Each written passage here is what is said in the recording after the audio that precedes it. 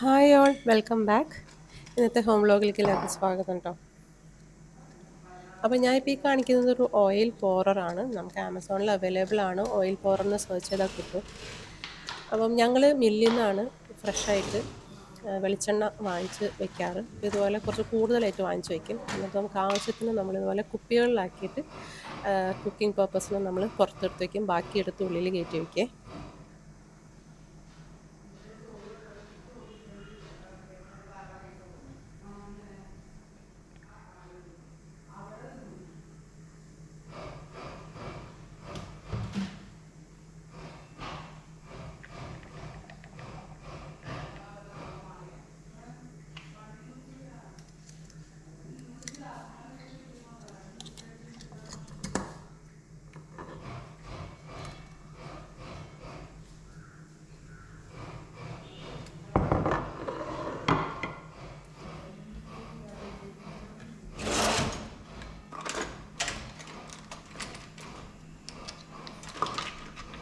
ഇത് എൻ്റെ കയ്യിൽ എക്സ്ട്രാ ഓയിൽ പൗഡറാണ്. ആമസോണിൽ നിന്ന് ഞാൻ വാങ്ങിച്ചത് തന്നെയാണ് കേട്ടോ. ഇത് നമുക്ക് ഇത് മാത്രമായിട്ട് വാങ്ങിക്കാൻ കിട്ടും. സ്റ്റെയിൻലെസ് സ്റ്റീലിൻ്റെ ആണ്. നല്ല ഒരു റബ്ബർ സ്റ്റോപ്പറും ഉണ്ട്. അപ്പോൾ നമുക്ക് ഏത് കുപ്പികളെന്ന് പറഞ്ഞു കഴിഞ്ഞാൽ നമ്മുടെ വൈൻ കുപ്പികളൊക്കെ കിട്ടുമ്പോൾ ഞാനതൊക്കെ ഇങ്ങനെ സൂക്ഷിച്ച് വയ്ക്കും. അപ്പോൾ ആ കുപ്പികളാണ് ഞാൻ യൂസ് ചെയ്യുക. അതിനകത്ത് ഇച്ചിരിയും കൂടി നന്നായി സ്റ്റോർ ചെയ്യാൻ പറ്റും. അപ്പോൾ ആ കുപ്പികളുടെ വായയിൽ എല്ലാം നോർമലായിരിക്കും ആ മൗത്ത്. അപ്പോൾ അതിലേക്ക് ഇത് നന്നായിട്ട് ഫിറ്റ് ആവുകയും ചെയ്യും കേട്ടോ. അപ്പോൾ ഇത് നല്ല അടിപൊളി സംഭവമാണ്. എണ്ണയൊന്നും വെറുതെ ഇങ്ങനെ ലീക്കായി പോകത്തില്ല. നമുക്ക് ആവശ്യത്തിന് എണ്ണ ഒഴിച്ച് എൻ്റെ എല്ലാ കുക്കിംഗ് വ്ളോഗ്സിലും കാണിക്കുന്ന ആ ഒരു എണ്ണ ഒഴിക്കുമ്പോൾ നല്ല അടിപൊളിയായിട്ട് തന്നെ എണ്ണ പോരുകയും ചെയ്യും കേട്ടോ. അപ്പോൾ ഇതെനിക്ക് ഒത്തിരി ഇഷ്ടപ്പെട്ടു. ആമസോണിലൊന്ന് നോക്കി നോക്ക്.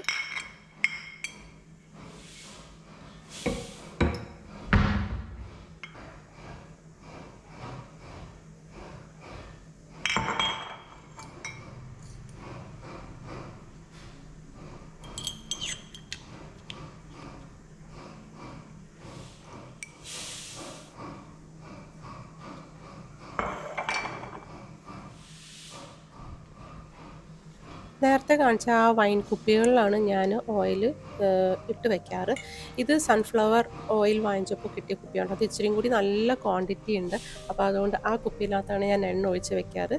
അതിനകത്ത് ഇങ്ങനെ ഒരു സ്റ്റോപ്പറും വെച്ച് കഴിഞ്ഞാൽ ഇത് കുറച്ച് എന്താ പറയുക, നമുക്ക് കുക്കിംഗ് ആവശ്യത്തിന് കുറേ നാൾ നിൽക്കുകയും ചെയ്യും.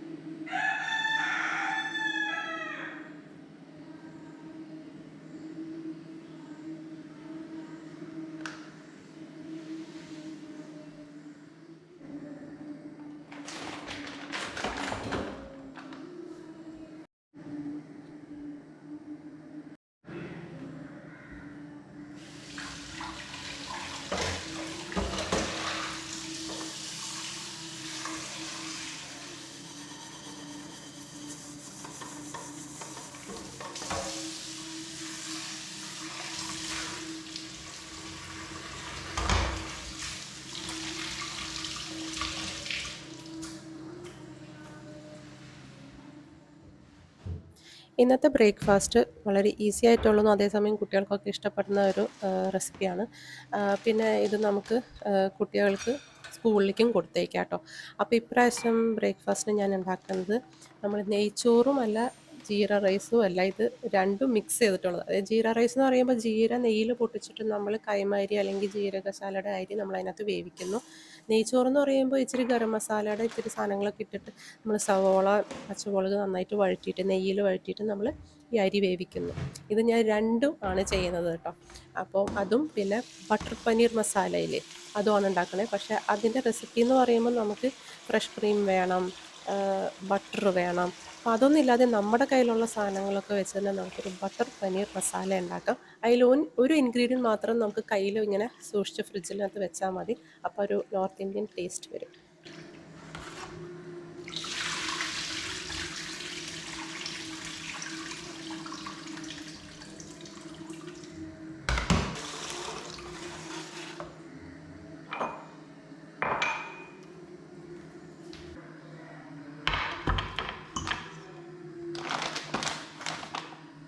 എനിക്കെപ്പോഴും വാം ലൈറ്റ്സിലാണ് കാര്യങ്ങളൊക്കെ ചെയ്യാൻ ഭയങ്കര ഇഷ്ടം കേട്ടോ. എസ്പെഷ്യലി മോർണിംഗ്സൊക്കെ ആകുമ്പോൾ ഭയങ്കര സൈലൻറ്റ് സമയത്ത് ഇങ്ങനെ വാം ലൈറ്റിൽ ചെയ്യാനാണ് ഭയങ്കര ഇഷ്ടം. പക്ഷേ ഞാൻ ഷൂട്ട് ചെയ്ത് എഡിറ്റ് ചെയ്തപ്പോഴാണ് ഇത് ഇത്ര ലൈറ്റ് ഉള്ളൂ എന്ന് ഞാൻ മനസ്സിലാക്കിയത്. അതുകൊണ്ട് എന്തായാലും ഞാൻ ഷൂട്ട് ചെയ്തതല്ലേ, ഞാൻ കാണിക്കാമെന്ന് വിചാരിച്ചു. അപ്പം ഞാൻ ടൊമാറ്റോയും പച്ചമുളകും ചോപ്പറിലിട്ട് നന്നായിട്ട് ഞാൻ ചോപ്പ് ചെയ്തെടുക്കുകയാണ്. പിന്നെ നമുക്ക് സവോള വേണം, ജിഞ്ചർ ഗാർലിക് പേസ്റ്റ് വേണം. ഞാൻ ഓൾറെഡി ഷെയർ ചെയ്തിട്ടുണ്ട്. 2 മാസം കൂടുതൽ ഒരു കേട് കൂടാതെ നിൽക്കുന്ന ഒരു ജിഞ്ചർ ഗാർലിക് പേസ്റ്റാണ്.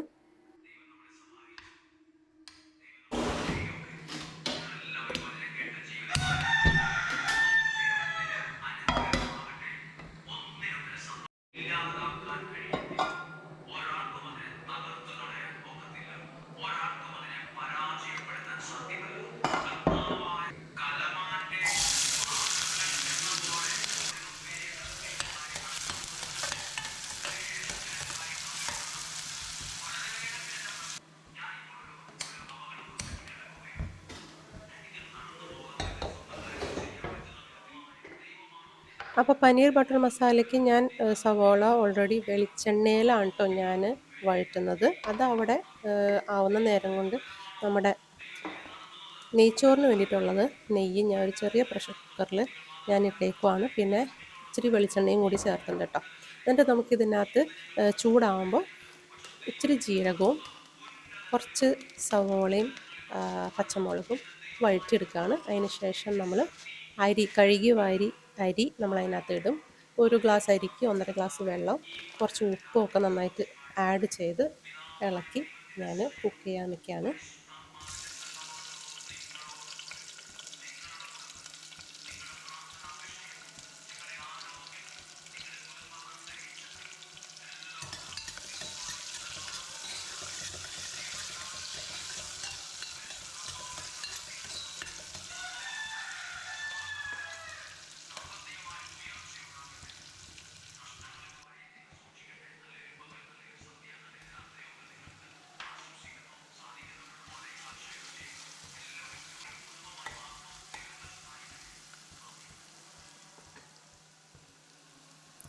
അപ്പോൾ സവോള നന്നായി വഴറ്റിയതിന് ശേഷം നമുക്ക് ജിഞ്ചർ ഗാർലിക് പേസ്റ്റ് ചേർത്തിട്ട് അതിൻ്റെ പച്ചമണം മാറുന്ന വരെ ഒരു 2 മിനിറ്റ് 3 മിനിറ്റ് സോട്ട് ചെയ്തതിന് ശേഷം നമുക്ക് പൊടികൾ ചേർക്കാം. ഒരു 1/4 ടീസ്പൂൺ മഞ്ഞൾപ്പൊടി, എരിവിനനുസരിച്ച് 1/2 ടീസ്പൂൺ മുളക് പൊടി, കളറിന് വേണ്ടിയിട്ട് 1/2 ടീസ്പൂൺ കാശ്മീരി മുളക് പൊടി ചേർക്കാം. പിന്നെ മല്ലിപ്പൊടി കുറച്ച് ചേർക്കാവൂ കേട്ടോ, 1/2 ടീസ്പൂൺ കഷ്ടി ചേർക്കാവൂ. എന്നിട്ട് നന്നായി സോട്ട് ചെയ്യാം.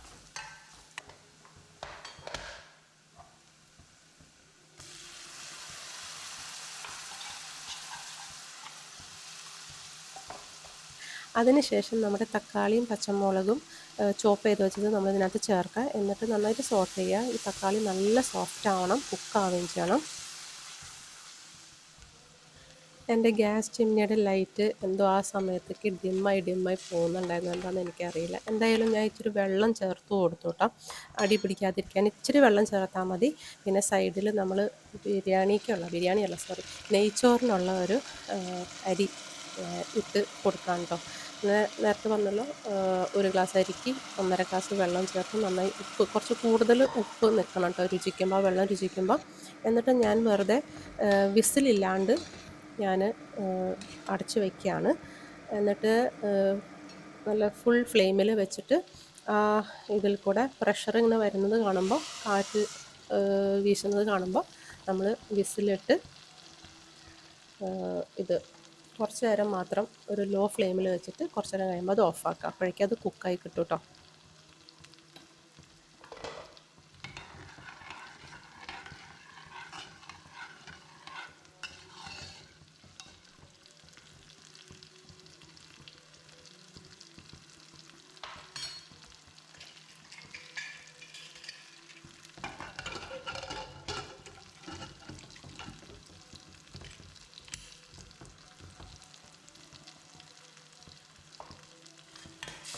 അപ്പോൾ ഇനി നമ്മുടെ അരി അവിടെ വേവട്ടെ.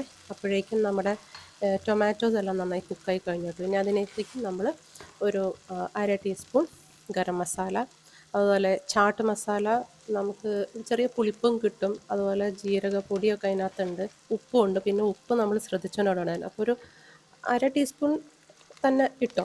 പിന്നെ ഞാനിപ്പോഴാണ് നമ്മുടെ കളറിന് വേണ്ടിയിട്ട് ഒരു കാശ്മീരി ചില്ലി പൗഡർ ഇടുന്നത്.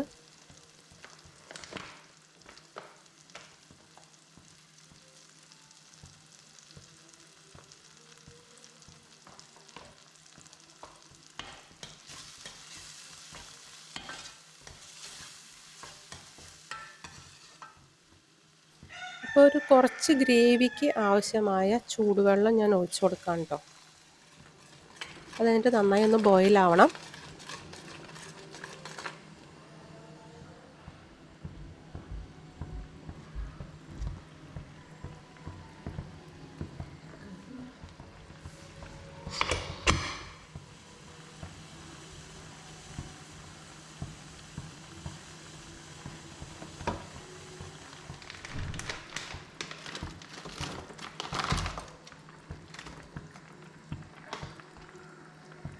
അപ്പോൾ ഗ്രേവി നന്നായി ബോയിലായിട്ട് എണ്ണമയം കാണുമ്പോൾ നമുക്ക് പനീർ ചേർക്കാം. ചിലർ പനീർ ഫ്രൈ ചെയ്യും കേട്ടോ, ഷാലോ ഫ്രൈ ചെയ്യും. ഇവിടെ ഷാലോ ഫ്രൈ ചെയ്യണത് ഇഷ്ടമല്ല, അപ്പോൾ ഞാൻ ഡയറക്റ്റ് അതിനകത്ത് ഇടാണ്.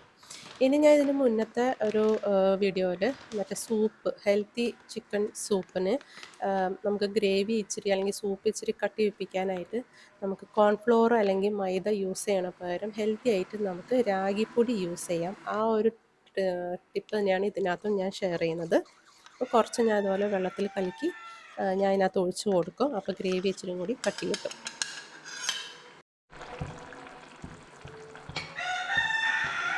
അപ്പോൾ ഞാനിപ്പോൾ ഒഴിച്ച് കൊടുക്കുന്നത് തേങ്ങാപ്പാലാണ് കേട്ടോ. ഒന്നാമത്തെ തേങ്ങാപ്പാൽ, നല്ല കട്ടിയുള്ള തേങ്ങാപ്പാൽ. ഞാൻ ഫ്രഷ് ക്രീം ഒന്നുമല്ല ഇതിനകത്ത് യൂസ് ചെയ്യുന്നത്, തേങ്ങാപ്പാലാണ്. നമുക്ക് എത്ര ഗ്രേവി വേണോ അതിനനുസരിച്ചുള്ള കട്ടി തേങ്ങാപ്പാൽ ഒഴിച്ച് കൊടുക്കുക. ഇച്ചിരി ശർക്കര ഒന്ന് മധുരിക്കാൻ വേണ്ടിയിട്ട്, അല്ലെങ്കിൽ സാധാ പഞ്ചസാര ചേർക്കാം കേട്ടോ.